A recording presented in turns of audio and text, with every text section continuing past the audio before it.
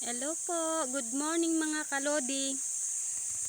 Mag-iigib na naman po ako, parang exercise ko na rin. Kasi pag tumatanda tayo, kailangan natin ng papawis araw-araw. Mahirap na, makadapuan tayo ng kung ano-anong sakit. Let's go guys.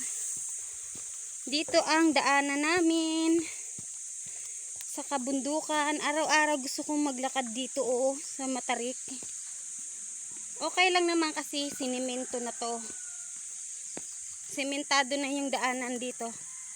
Hagdanan. Masyadong matarik to mga kalodi. Kaya pagka may edad-edad ka na may hirapan ka dito. Ako nga, dahan-dahan lang ako dito. So, yun lang muna mga lodi. Bye-bye.